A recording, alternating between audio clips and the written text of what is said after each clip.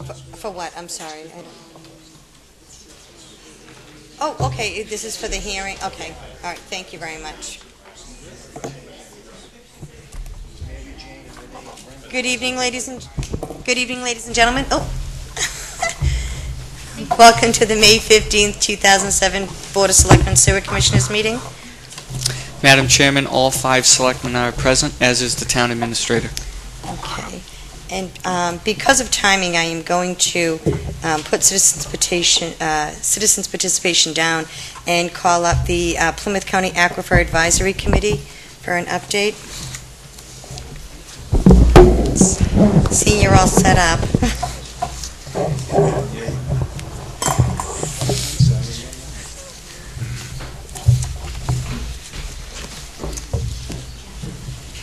Good evening. Good evening. I'm Marjorie Teitelbaum, the Wareham delegate to the Plymouth Carver Aquifer Advisory Committee, which is made up of the 7 towns that sit on the aquifer. Wareham, Plymouth, and Carver contain most.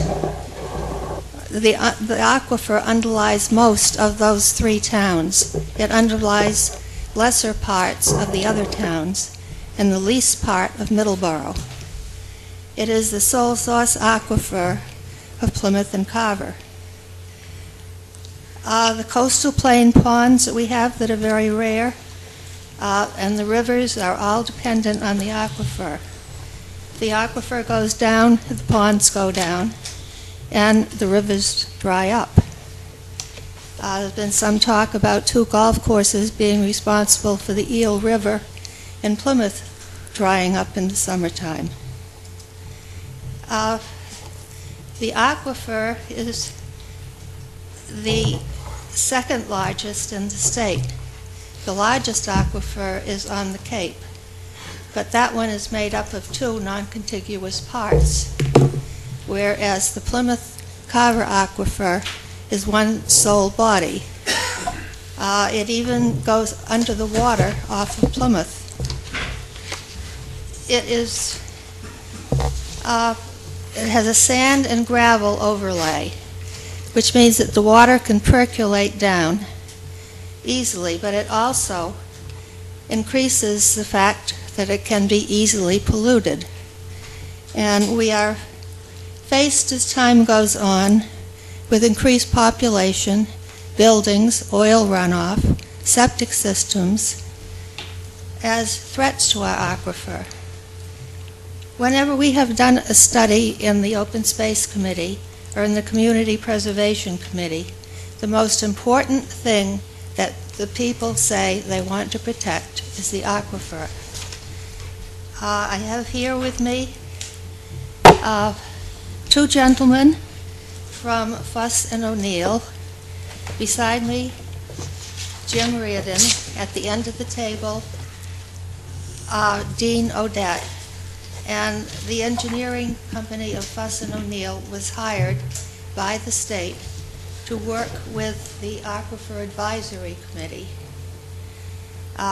You may know or you may not know that the Department of Environmental Protection received a $100,000 grant to work with the Aquifer Committee to see what we could do to protect it. In the middle of the 2 gentlemen is John Clarkson. He is the Assistant Director of Water Resources at the Executive Office of Energy and Environmental Affairs. And he has been with us for all of the meetings as well. So I'll now turn over the meeting to them. Thank you very much for having us this evening. I am John Clarkson, and I've got my card with each of you. I'm going to turn it over to Jim, who has a very brief PowerPoint show about the hard work that the Plymouth Carver Advisory Committee has been engaged in for the last 9 months, the result of which is an action plan. We were mandated by the legislature to have representatives of each of these 7 communities come together to develop an action plan that would provide general guidance to the communities as to how they can best protect this important resource, the sole source aquifer, not only for current use, but for generations to come. Jim? Thank you, John. Just going to slide this over.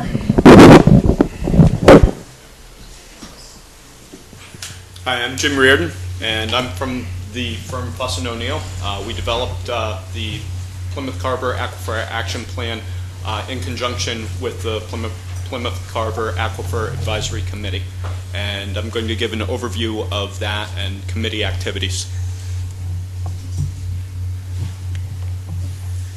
During the presentation, I'm going to talk about why we're doing an action plan. Isn't water a renewable resource, and therefore, do we really need an action plan?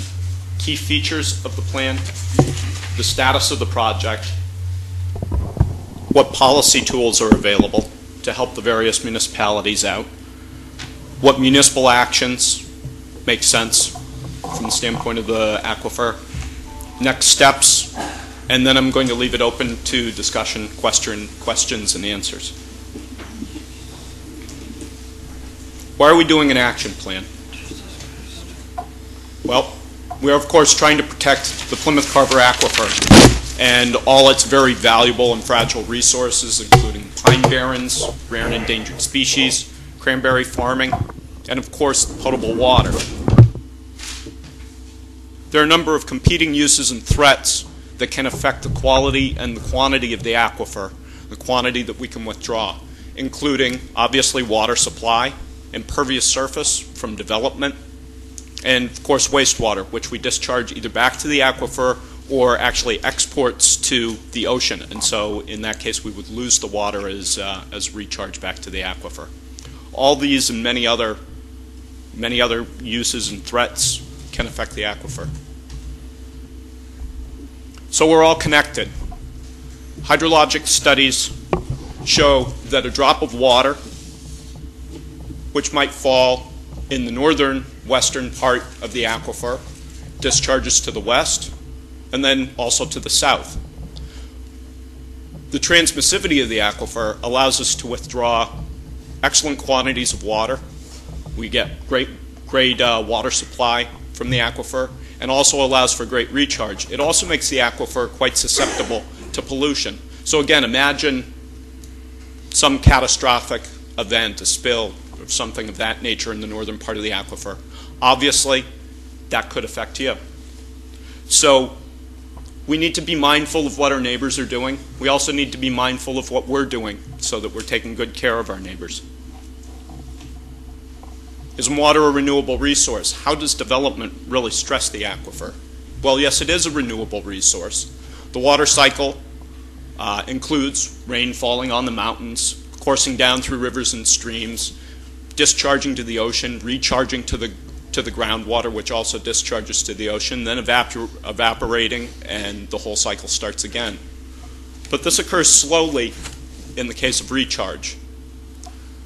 In the upper strata of the aquifer, recharge occurs over the course of days, maybe years.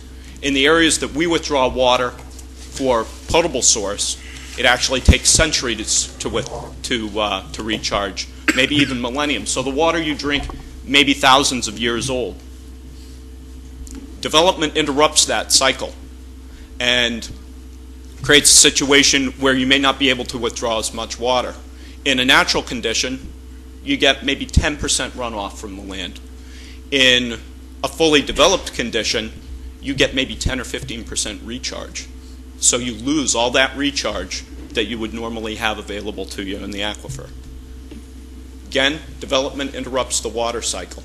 And we can actually measure this effect using a tool called the water balance. There are a couple of water balances going on during this particular project, and I'll talk about those a little later. What are some key features of this plan? It recognizes and respects home rule. This is critical. We recognize that each municipality has its own characteristics and its own way of doing business. We don't want to get in the way of that. Nobody during this project wanted to get in the way of that. So again, that's key. We focused our ideas on 4 primary categories of action: policy, coordination and technology transfer, outreach to target audiences such as farmers,